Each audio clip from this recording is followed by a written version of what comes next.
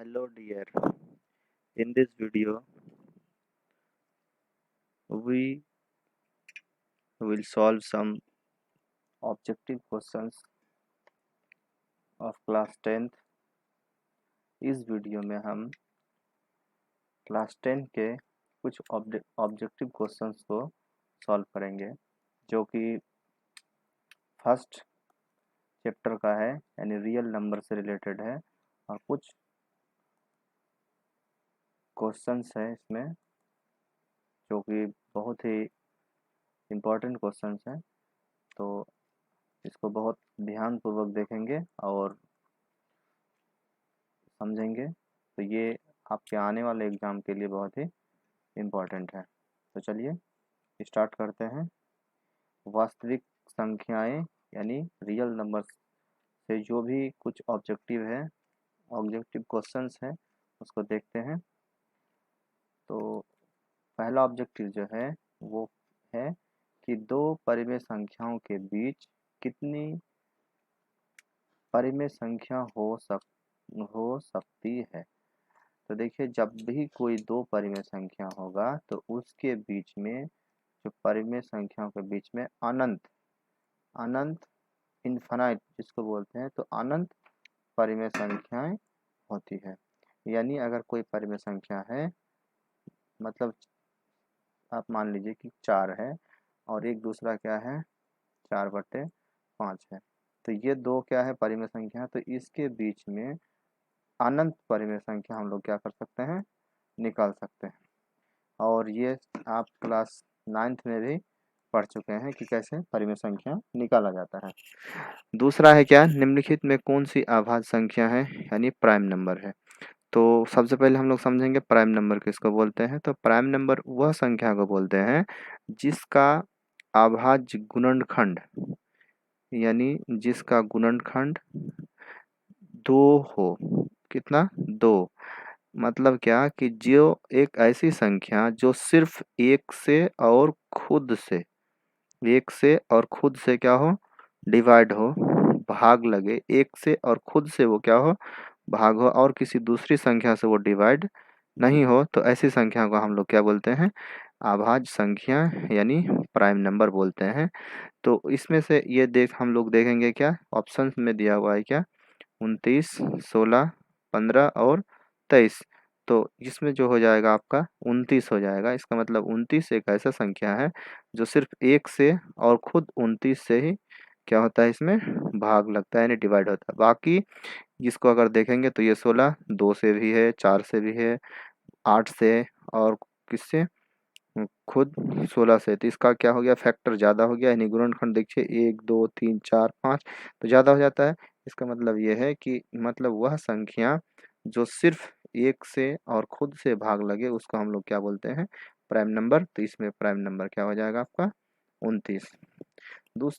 तीसरा क्वेश्चन है आपका कि 0.3 बार का परिमेय रूप में लघुत्तम रूप है। यानी अगर हम इसको क्या करेंगे, परिमेय रूप में लिखेंगे शॉर्टकट में, तो क्या होगा। तो यानी आप क्लास 9th में शायद पढ़े होंगे कि अगर इस तरह का कोई संख्या है, अगर उसको हम बटे के रूप में लिखना चाहेंगे परिमेय के रूप में, तो इसको हम लोग क्या करेंगे, सबसे पहले मान लेते हैं कि x बराबर 0.3 अब बार।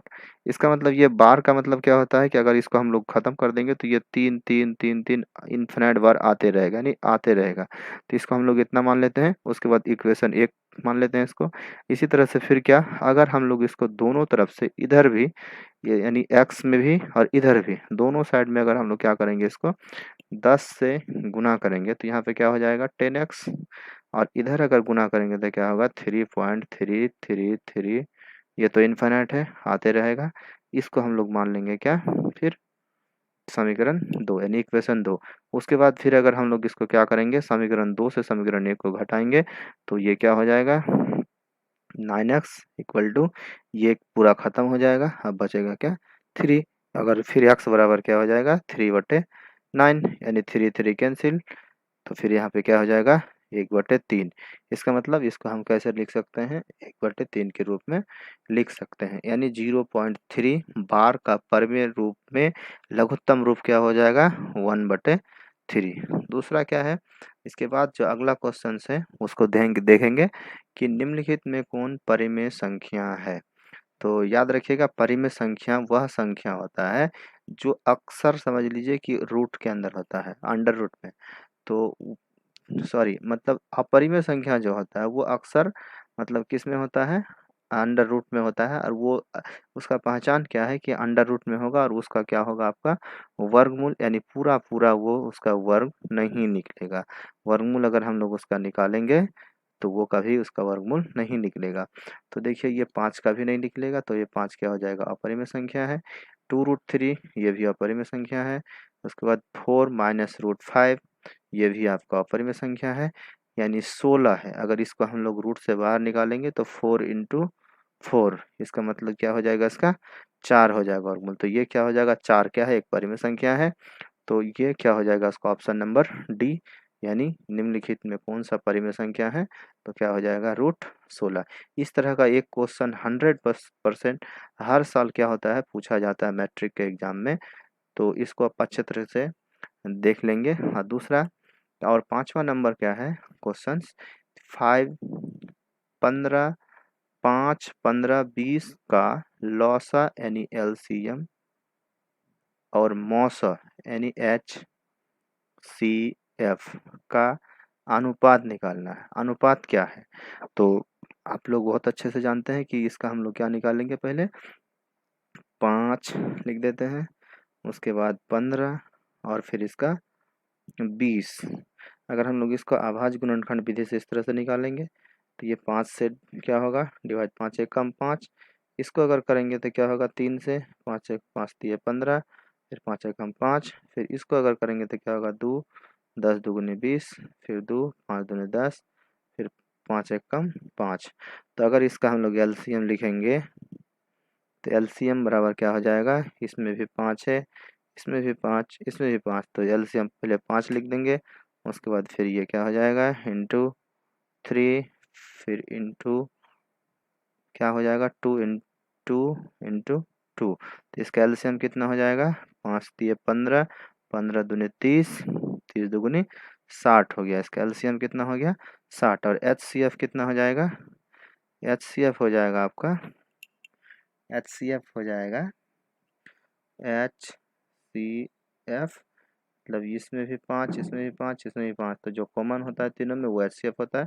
तो HCF हो गया कितना, 5। तो अब इसका अनुपात निकालना है, 60 अनुपात 5, 5 एक कम 5, 12 पंचे 60, यानी 12:1 हो गया। कितना हो गया, 12:1। तो इसका ऑप्शन नंबर कहाँ पे है, 12:1, तो डी। तो ये शायद आपको समझ में आ गया अच्छे से कि 15, 5, 15, 20 का लॉसा यानी मौसा का अनुपात क्या हो जाएगा, 12:1। चलिए अगला क्वेश्चन देखते हैं इसी तरह का। अगला क्वेश्चन है कि यदि P और Q दो अभाज्य संख्या है तो उसका मौसा क्या होगा। तो अच्छे से समझ लीजिएगा, अभाज्य संख्या बोला है यहाँ पे। अभाज्य संख्या मतलब क्या, वैसी संख्या जिसका सिर्फ दो ही फैक्टर हो, यानी दो ही गुणनखंड हो। इससे पहले भी अभी हमने बात किया इसके बारे में कि अभाज्य संख्या क्या होता है, जिसका दो ही फैक्टर हो। जैसे क्या हो जाता है अभाज्य संख्या आपका, 2, 3, 5, 7, 11, 13, 17, ये सब क्या है, अभाज्य संख्या है। तो इस अभाज्य संख्या में से बोल रहा हूँ कि पी और क्यू दो अभाज्य संख्या है, तो उसका मौसा क्या होगा। तो मान लेते हैं उसमें से कोई एक 2 है और दूसरा क्या है, 5 है। तो 2 और 5 का अगर हम लोग मौसा निकालेंगे तो क्या होगा, दोनों में कॉमन सिर्फ एक आएगा। तो अगर हम लोग निकालेंगे, अगर एकदम बेसिक्स विधि से, अगर भाग विधि से भी निकालेंगे इसका, तो क्या हो जाएगा, 2 और 5 का मौसा निकालेंगे इसी तरह से। 2, इसका मतलब 2 दूनी 4, इसको क्या हो जाएगा, 1, फिर से इसे करते हैं यहाँ पे। उसके बाद फिर ये क्या हो जाएगा, 2 यहाँ पे आ जाएगा, तो 2 एक, 1 दूनी 2, इसका मतलब फिर क्या हो जाएगा, ये वाला क्या होता है, मौसा होता है। इसका मतलब क्या हो गया कि अब दो अभाज्य संख्या का मौसा क्या होता है, 1 होता है। दो अभाज्य संख्या का मौसा एक होता है। उसी तरह से फिर क्या है, इसका ऑप्शन क्या हो जाएगा, सी, यानी पी और क्यू अगर दो अभाज्य संख्या है तो उसका मौसा क्या हो जाएगा, एक होता है। दूसरा 7वां नंबर क्वेश्चन देखेंगे, 0 और 50 के बीच विषम संख्याओं की संख्या कितना है। ये बहुत इजी क्वेश्चन है, सिर्फ समझना है। तो 0 और 50 के बीच विषम संख्या, तो अगर आप इस तरह से भी लिखेंगे तो आपको आसानी से समझ में आएगा कि विषम संख्या क्या होता है, 1, 3, 5, 7।